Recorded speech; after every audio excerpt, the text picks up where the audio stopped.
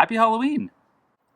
For Halloween, I'm doing something kind of fun, something special, tasting all dark beer, all stouts. Some sort of a vertical flight, if you will.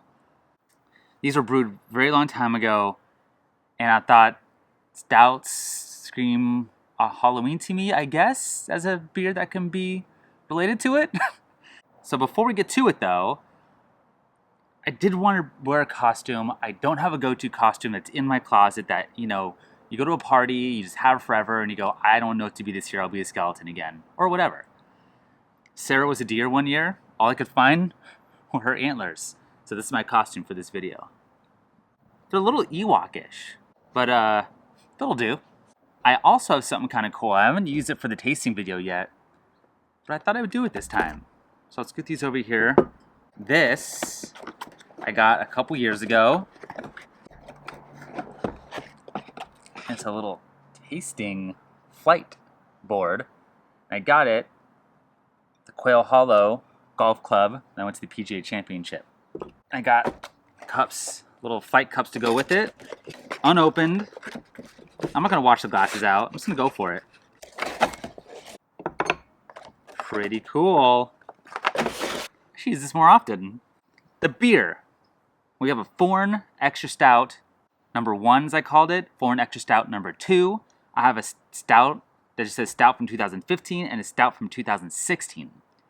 The Foreign Extra Stout number 1, I'm almost positive, was my very, very first video I uploaded to YouTube. All right, first night brew day. Gonna see how this goes. I'm doing a foreign exchange stout. I'll put all this in the description below, all my recipes for this, all my process and all that. The Foreign Extra Stout number 1 is a gravity of 1072. SRM was like 70, 60, whoa, whoops, nope. SRM was 48. Irish Otter, Flake Dough, Flake Barley, Crystal 120, Carafa 3, Roasted Barley. I used London 3. Yeah, looks like that's about it. With this one, I put dark grains in the mash. The Foreign Extra Stout number 1. Foreign Extra Stout 2, I put it after the mash. I think I was trying to see what difference there was in that. So Foreign Extra Stout's in between a regular stout and an imperial stout. The main difference being tropical stout is more fruity. A Foreign Extra Stout is still on the drier side. Yeah, it packs a little more punch than a regular dry stout. Now this one's not over-carbonated, which is good. This one is a little more for sure. Number 2. Alright, well that settles for a sec. Let me see what the notes for 2 were. So it looks like I did pretty much exactly the same thing for the Foreign Extra Stout number 2. I did not add, I just added the grains at the end, the mash. That's about it. Yeah, the grains look exactly the same. They're a little lighter than SRM. I have it at 33, so I must have tweaked the recipe a tiny bit. London 3 again for this. I did, and the gravity is at 1070. So, almost identical. It does actually look a little lighter than the other one. I don't know if you can see on camera that much there. But it's, on my end, this one looks a hair redder and a little lighter, but not by much. So I made 2 stouts in 2015. I don't know which is which. One was a chocolate stout. Okay, no, this is it. So this looks like this was a chocolate stout. So that's this one here. Whoop, this is the 15. Oh, that does not sound carbonated. Before the days of taking labels off. This is mislabeled. It says Stout 2015 on it. That is not a stout. It's like a barley wine. Damn it. Let me see if I have one. Listen, I'm always prepared. I don't ever fly by the seat of my pants. I always got this totally under control. No one worry about it. No one. So let's get back on track. This is the only other bottle that was next to the 2015 stouts, and it's unlabeled, meaning the top doesn't show anything. And it's the same beer. Okay, well, that must have been a barley wine or something, and it's flat. So, I did find this dark saison, my last one left, just to have something dark. But not what I was intending. So this is a dark saison I split with Brett. The Brett one turned out like poop and weird. It wasn't good. This was brewed 2017, March 2017. SRM of about 19. 7% alcohol, 1065 OG. Special beer Crawford 3 Munich malt with the ones that turn it dark. Like Dote's acid malt, Maris Otter, Sterling and Saaz. And that was it. 3711 was the yeast. I didn't do anything special with this. I just did brews normal. And like I said, I split it with Brett. I'll put this in the description below along with the other ones. If I recall, it was pretty red. And it looks fairly red here too, actually. Alright, let's see if this is the stout. The 2016 stout. This looks like it's a chocolate milk stout. I brewed this on November 26, 2016. Okay, so almost 2 years.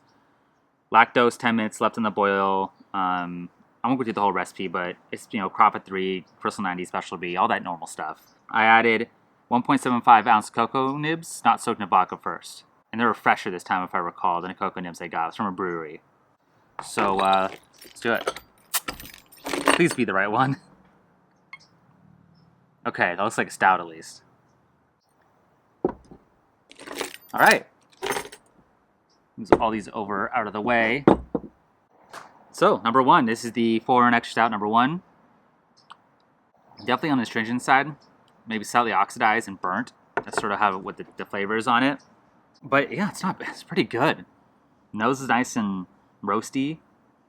Pretty nice. It is more burnt than I would like it normally, but it's pretty solid. All right, let's go with the other one. This was the Foreign Extra Stout number 2. Way less burnt. That's interesting. Well, hold on. I won't say way less burnt, but the fact that I added the roasted grain at the end of the mash from this one, and this one I didn't, it's obvious. I brewed these pretty back close to close, within a few months, I believe. This has more of a metally smell to it, metallic, and a little more harsh on like the oxidation, like not cardboard, but like I don't know, just off. But it's smoother and less roasty and a little more drinkable. Interesting experiment. At the time, I don't know if I really noticed too much of a difference. I can't remember if I tasted the roast with the other one or not. But now the roast is different. So if anyone looking for to minimize a little bit that astringency roast on a stout, I really think vorlofting, adding roasted vorloft is definitely an option.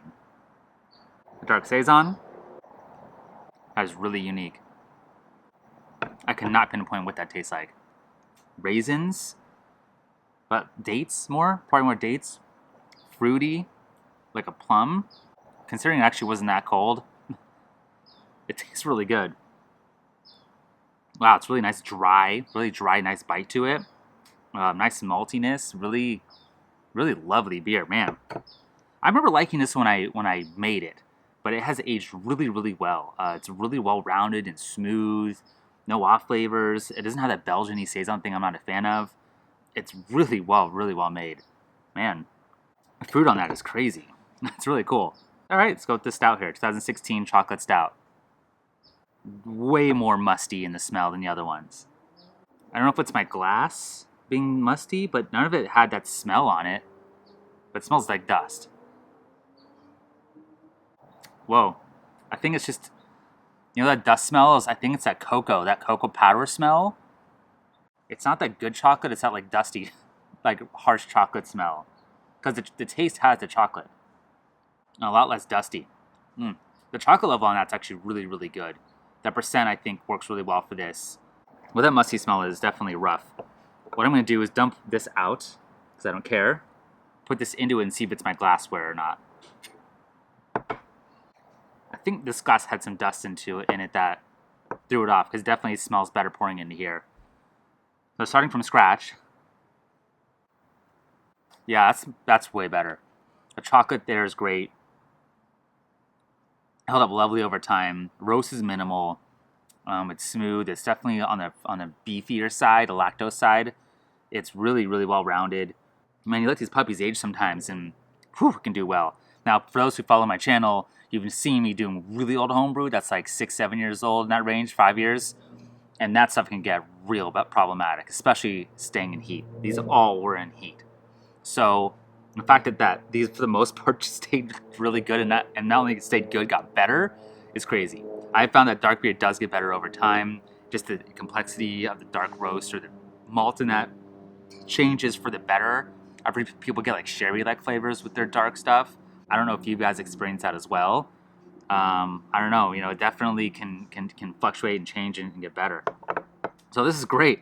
I have maybe a couple bottles of this 16 left, and I think I have 1 or 2 bottles left of these foreign extra stouts, which I might just put them in the fridge and try them out, over the next month or so. So yeah, get out there and do your thing, guys. Just keep doing it. Don't stop. Keep brewing. See you next time. And happy Halloween.